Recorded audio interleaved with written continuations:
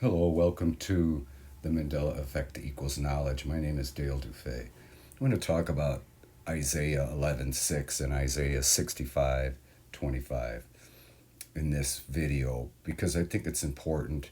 It's not going to be religious at all just because we're talking about the Bible. Now, the Bible's been around a long time and it's still around. And you can look back as far as you want, and it'll always be the wolf and the lamb in Isaiah 11:6 and 65:25. It'll always be as far back as you can go. So there's no getting around that. Okay? But like many of you, I totally remember it being the lion with the lamb. Totally. And of course, if you look at both, this is the important aspect of it. If you look at, the way we remember it and the way that it has obviously always been in this reality, that's another thing. You have to realize that we're in another reality. And in these realities, especially in this sector of the galaxy, if you will, in the inner Orion arm or the Orion spur, depending on what in Earth you're on or what reality you're in, and keeping in mind that we've always been here. It's always been like this. There's no getting around it. There's no way it could have changed.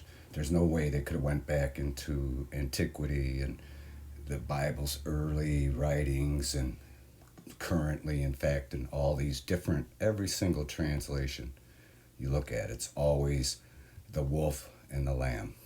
Here, this one, I don't know. It's here. It says the lion will eat like us. But most translations are the wolf and the lamb. There's no way they could have changed all that. That's impossible. Absolutely impossible. And it's also impossible that our memory has gone haywire. Like many of you, perhaps, I've read the Bible, I can't tell you how many times. And I always remember this verse clearly as being the lion with the lamb. There's no doubt about that. So now that we've come up with those two conclusions, what does that tell us?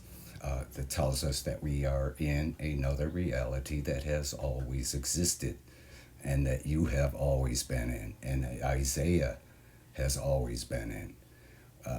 What else does this tell us? It tells us that obviously all history was parallel as well. Otherwise, we wouldn't even be here. Isaiah had a parallel existence. So here lies the interesting question. Why did Isaiah, write it differently in different realities? Obviously, he too, just like us, had a splintered and fractured soul, and each portion being fiercely independent in each of their realities, but yet doing the exact same thing, prophesizing. He was a prophet in every reality, and he wrote this verse in every reality. So why would it be different? Let's go back to, well, first of all, I'd like to point out that this is a depiction from Aesop's fable, and it's more applicable that Isaiah would refer to this coming kingdom as the wolf lying with the lamb, because they're natural predators. I mean, enemies, and the wolf being the predator and the sheep being the lamb being the prey. So it's not really unusual. It didn't take away from the flavor of the verse whatsoever. So we shouldn't take it sinister at all. It's really important to realize that it's not like the Holy Bible has changed. Again, it's impossible. It didn't change. It's always been written like this in these realities since the very beginning of its writing. And of course, it's been translated over the years and millennia, and into different languages and different, but it's always, the flavor is always the same. And the real unusual thing too here in these realities, although it's written, the wolf will lie with the lamb, you will always see the lion and the lamb. Why would that be? Why would people still feel compelled to do artwork where the lion and the lamb are together? Of course, here it has a wolf too. It has to. but it's the lion that's predominant with the lamb. Why would that be? You know, when we have splintered and fractured souls and each portion being fiercely independent, it's always important to realize that even though that's the case, our portions of our soul are all interlinked constantly. And this is on a subconscious level, in this quantum level, this quantum entanglement. So, because of that, people are unaware of it, but they're linked to replica versions of themselves that have been sharing their soul since the day they were born in other realities where the lion is with the lamb. So that's why you're going to see it. I mean, it's incredible. It makes a lot of sense. Here again, this is a sculpture of Isaiah with the lion and the lamb. Isn't that something? Of course, the wolf's there, but it's not predominant. It's up high, but still the predominant center feature is the lion. And it's always about the lion and the lamb, regardless of what reality, regardless of how it's written. Here it's the lamb and the lion. It seems to be a feature here again. A wolf with the lamb, like it is written, but yet the lion is here at the left hand of this child. That's supposed to be, of course, they're speaking out of the future paradise and how things will be in God's kingdom, according to certain religious aspects. But again, we're not even going to touch that. The important thing is why would Isaiah write it differently? He was obviously a prophet for 6 decades or more in every single reality, and also a scribe. Obviously, he had no doubt scribes that wrote for him, but the fact is he was inspired to write it, the wolf and the lamb in these realities, and the lion and the lamb in other realities. So no doubt in all realities, every replica version of Isaiah was toiling over what to put down, like whether it should be lion and lamb, which is a lot more, glamorous and more unrealistic, or the more realistic, understandable, where people can relate, the wolf with the lamb. So he was probably toiling every version of himself, sharing his soul, doing the exact same thing, was deciding which one to do it. And again, it seems like things in the reality where this portion of my soul originated, things are more flamboyant, it seems. That's why, no doubt, the portions of his soul, which are fiercely independent, of course, but are constantly tied together.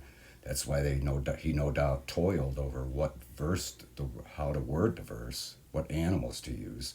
Of course, it's always going to be the lamb, but yet the decision was made to use the wolf and the lamb here, and the lion and the lamb in other realities. But because of that subconscious connection, it could be either or, and the bottom line is it did not matter whatsoever what animal he used. Again, it seems like things in these realities, this on the Orion belt, where these dwarf Earths are, many of them, obviously, they seem more practical here in many ways, and I think that has a lot to do with time constraints. And again, that's like a whole nother video about the time variations. But these dwarf Earths have less time, so they have to. Things are going to be more practical and more frugal, if you will. Whereas in the other realities where there's 50% more time, everything's more flamboyant.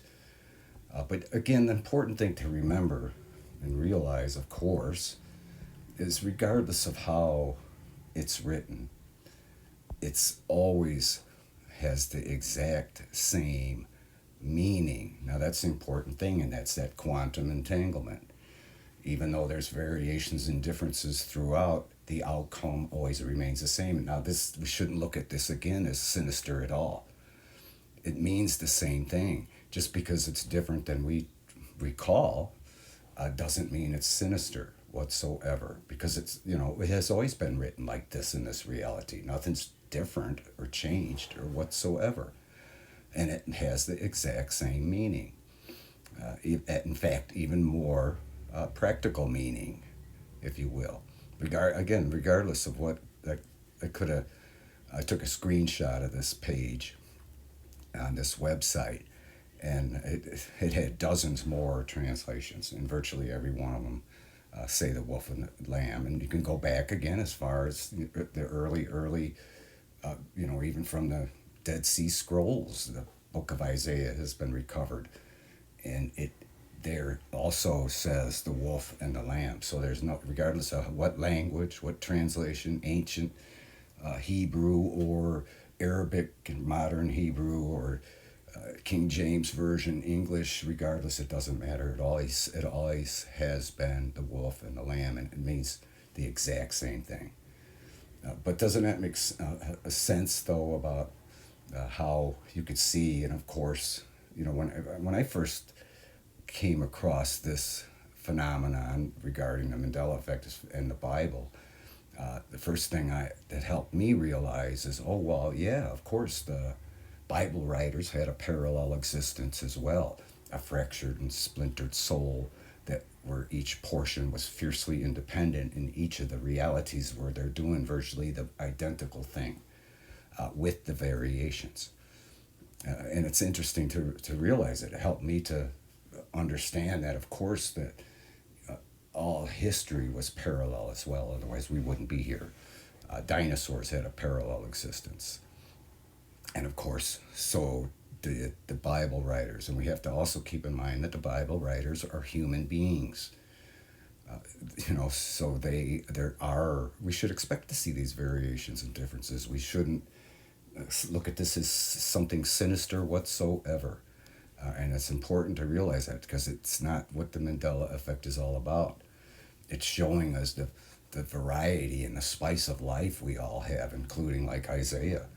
Again, no doubt, every replica version of himself sharing his soul at that time, no doubt toiled about what word, what animal to use. Here he used wolf, there he used lion. It all means the exact same thing. And that just basically, like the Mandela effect most certainly is meant to do, it just shows us what it is, why we humans do the things we do. And we shouldn't, again, we have to really guard against looking at this as something sinister, because that's something that most people seem to think it is. And I didn't think that for 1 second. It amazed me to see that it was written different. And it was, again, you can actually get to the point where you can expect these things. These variations and differences we're going to see. And yes, even in the Holy Bible, imagine that. But yet, the flavor is identical. And there's many other differences and variations people have spoke about in the Bible, but I haven't really studied the Bible too much in these realities, so it's hard for me to say. But again, it's not going to affect my beliefs in the Bible. I look at the Bible as something like the Mandela effect that's meant to be taken in many different ways. The Mandela effect is a conundrum that is meant to be so. There's no way to prove anything whatsoever. All we have is our memory. So it's up to us to come with our own conclusions and look at this for what it is. It's not meant to alarm us. It's meant to show us that, yes, even Isaiah had a parallel existence.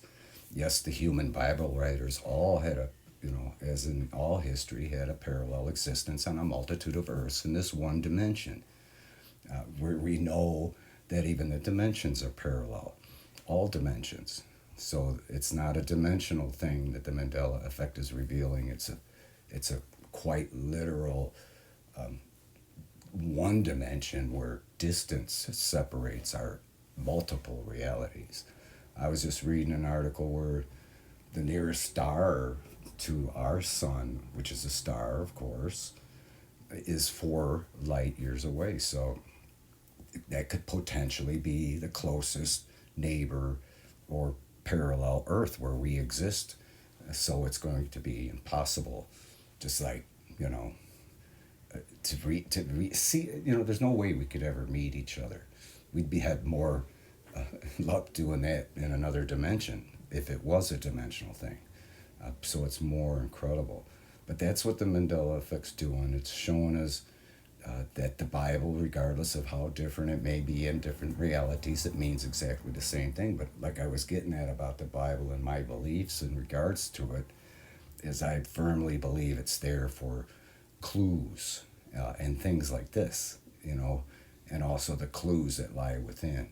There's even subtle clues even in the creation story. I think you could take a lot of it and take it any way you want, just like the religions have been doing since the very beginning of Christianity or even the ancient religions. They've been taking writings and inspired words from prophets and, you know, translating them and taking the meaning any way they choose. And I think the same can be said with the not just the Bible, but also the Mandela effect.